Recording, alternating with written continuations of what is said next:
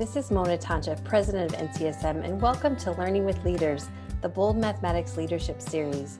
Join me as I sit down and have conversations with emerging and established leaders exploring equity in action. You will hear from bold mathematics leaders as they share their experiences and actions and what they have learned from them. We think these next few minutes will help you consider the bold actions that you can take to focus on equity and support those that you serve. Grab a warm cup of coffee and a journal as we learn together on our mathematics leadership journey. Hello, and welcome to the inaugural NCSM podcast, Learning with Leaders, the Bold Mathematics Leadership Series. For the first podcast, I'm excited to introduce you to the co-host and my first month's guest. This month, I have the privilege of having a bold leadership conversation with John SanGiovanni as we kick off the new podcast series. John SanGiovanni is a mathematics coordinator in Howard County, Maryland. There he leads mathematics curriculum design, digital learning assessments, and professional development, to name a few. John coordinates the graduate program for mathematics leadership at McDaniel College in Maryland. He is an author and national consultant for mathematics curriculum development and professional learning. He is also the current NCSM Regional Director for Eastern Region 2. So let's welcome John. Hi, Mona. Thank you for having me. I am excited for this series and all the important conversations we're going to have. Part of my bio there was supposed to say that my dogs like me as well, so you might want to include that in the future. All right. My teenagers not so much, but so be it. Right? That's correct. The case we all have. So again, I'm looking forward to not just today's conversation, but the many conversations in front of us. Absolutely. So I'm going to start with that heavy question that we're all thinking about right now. What does equity mean to you as a mathematics leader? Yeah, equity means so many different things, I think, to me. First and foremost, equity is about access and opportunity for each and every student. And that, today during the pandemic, we talk about access to technology and, all the resources associated with distance learning. And those things are real, right? But equity in mathematics education is so much more. And it has to not only be a priority, but, the pursuit of our work. That means access to high quality tasks. It means access to high quality curriculum. It means access to differentiated pathways to higher level math courses and purposeful mathematics. I think that equity means access to highly skilled teachers that are making use of research-informed best practices, right? Access to high quality instructional resources. And all these come together to be high expectations for each and every learner. So, I mean, equity means so many things, but really to me, it's about access and opportunity. But I want to share just a little bit more too. I think that we always talk about knowing our students, and we often as leaders get in conversations about data and performance of students. But to me, equity means also knowing our students as individuals, their math identities, and the strengths that they each have. And as a district leader, I might not be able to know all 2,000 or 20,000 students, but we can set the tone that our teachers need to know or must know their students, and not just their students' identities, but our teachers knowing their own math identities. Right. So I think that those are some things that, equity means to me. Yeah, go ahead. I was just going to say, you brought up a good point there in terms of the pathways and access. So I was just going to ask, because NCSM released the new position paper on detracking. Is that something that you and your district have worked towards or working on? I think it's something that we all are working on and we will always work on, right? Because again, this notion of pathways to me, we know what tracking is and how, once you are in a math class, you're locked in there forever. But what we do have to recognize is that students change, they develop at different rates, they grow at different rates, and they need opportunities at different times along the way, different on-ramps, if you will. And so even though we may not all start at the same place, we should all have access to the same place or the same end goals, right? Mm-hmm. And so in our district, we have worked on developing more robust pathways and creating more of those on-ramps. No matter where a student is today, they have opportunities to get to wherever they might want to be. Now, it made me think about something else. As I started my answer, I was thinking about this challenging time of hybrid, face-to-face, virtual learning, and we're all going to return back to brick and mortar classrooms at some point, right? And when I think about equity, and the conversation about data as well, I can foresee this conversation becoming, how are we going to fix all of our students? How are we going to find all their gaps? And I think that's understandable, but we're going to have to find ways to continue the narrative, or even shift the narrative from fixing our students to finding their strengths, empowering them, and then finding ways to engage them in meaningful mathematics, not just rote low level filling of gaps. Does that make sense? It does. Yeah, NCSM partnered with NCTM this summer in the Moving Forward document. That was one of the highlights, was really focusing on student strengths Mhm. as well as teacher strengths as you are moving forward this year, because we know that not everybody has access to the same instructional resources, not everybody has access to the same technology. So really looking at the students and figuring out, so where are they at? What do they bring? What do they already bring to it? How do we tap into that prior knowledge piece and really move forward with that information? So I like that. I like that. Yeah, and something else I'd add there. I'm sorry for speaking That's over you okay. there. And I think another thing, Mona, too, is like, even when we have really good resources in the school system, if they're not being used equitably, so if we have five teachers teaching fifth grade math, and three of them are using certain resources and two of them are not, because we're not collaborative planning, or because, and we're busy, right? So we don't have the time to have that planning, what have you. My point is that if we're not instilling these practices and making sure that they happen equitably and consistently, we have some challenges. Yeah, and that brings me to my next question, because you kind of great segue there. We didn't even plan that. So I didn't. how do we as mathematics leaders focus on equity? Like what's that first step, second step that we're going to, work towards this year? So you mentioned this idea of having teams, the tasks are the same, but we know that they don't always get implemented with the same level of rigor, the same fidelity piece or interpretation of the task.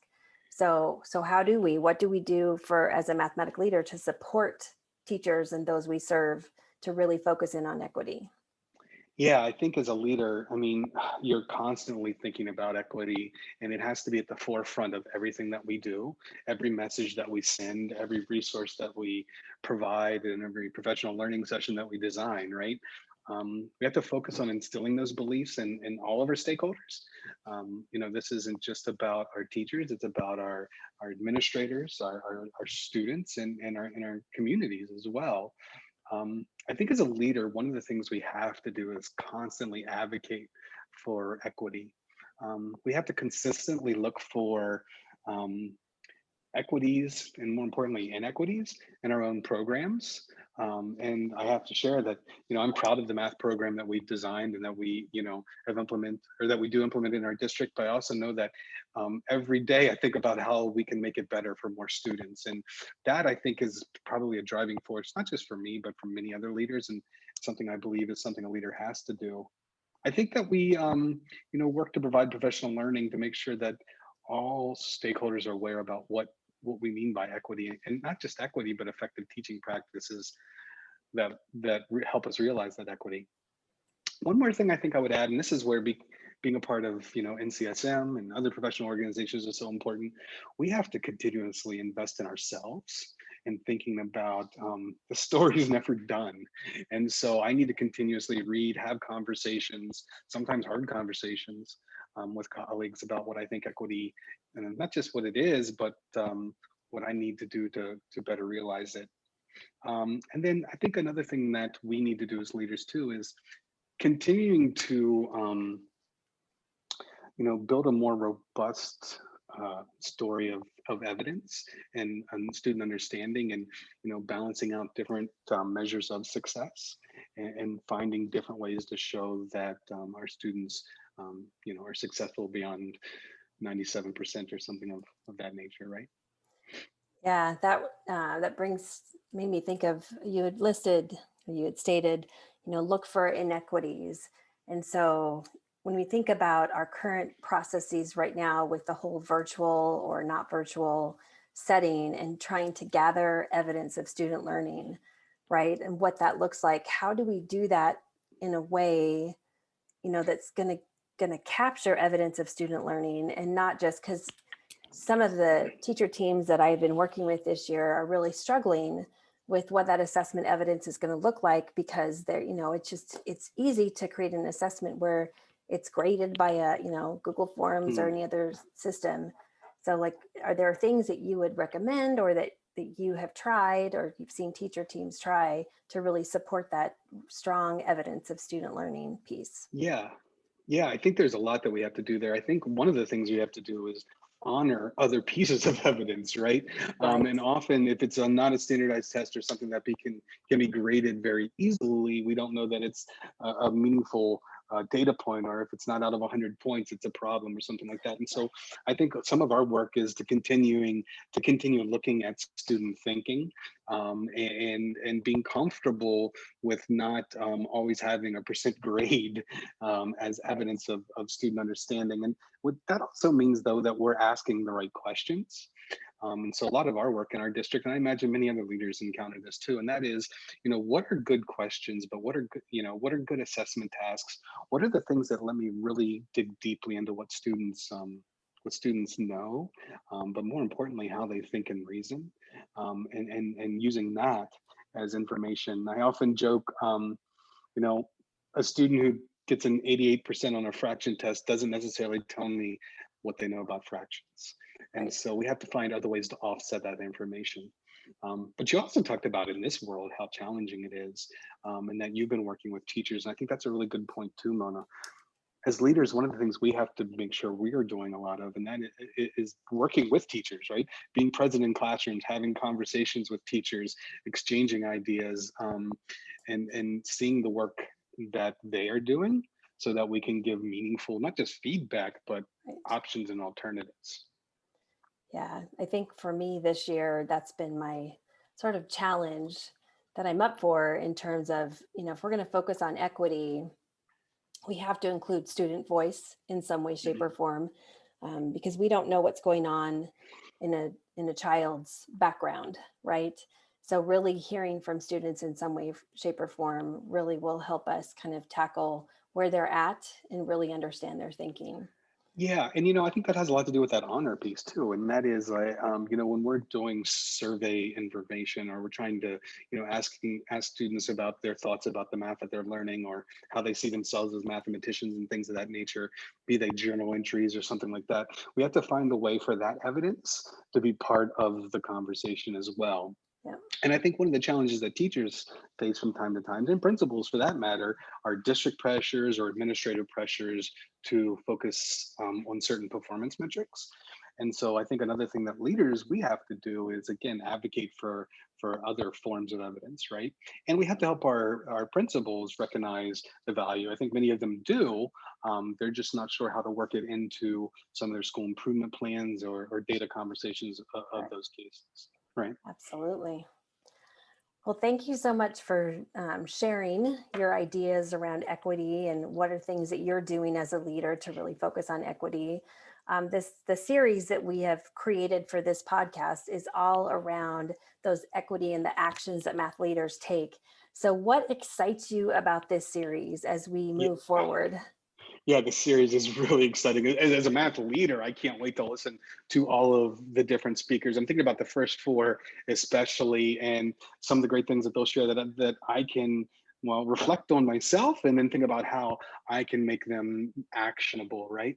So in January, we'll hear from Mike Flynn, who will share ideas about how we can advocate and expect high quality, equitable math teaching and learning. So I'm really looking forward to that, because again, one of the things I noted was that being an advocate is one of the premier roles as a math leader. Mhm. In February, Emma Trevino, Carmen Whitman, and Harold Astorias are helping us think about designing and implementing structures for high quality math teaching and learning.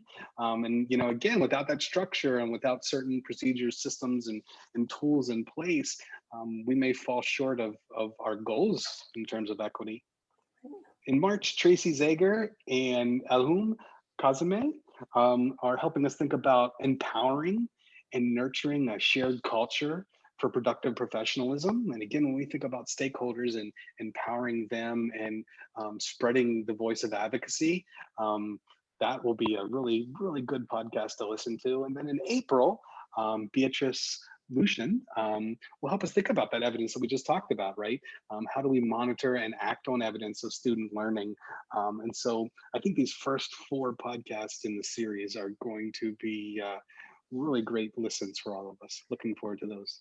And the first 4 podcast series are dedicated to our faculty for the Bold Leadership Summit that is coming up in April.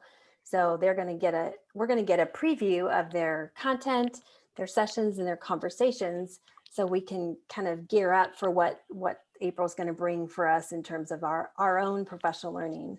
So I just want to say thank you, John. Thank you for your time today. I really appreciate it.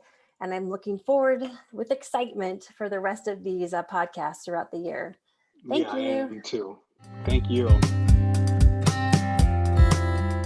Thank you for listening. We hope you have been inspired by this bold mathematics leadership conversation and will tune into our podcast series each month. If you enjoyed this episode, please share it with others, post about it on social media, or leave a rating and a review. You can learn more about NCSM, Leadership in Mathematics Education, and our upcoming professional learning events on the NCSM website at mathedleadership.org. You can also follow NCSM on Twitter at mathedleaders using the hashtag NCSMBold.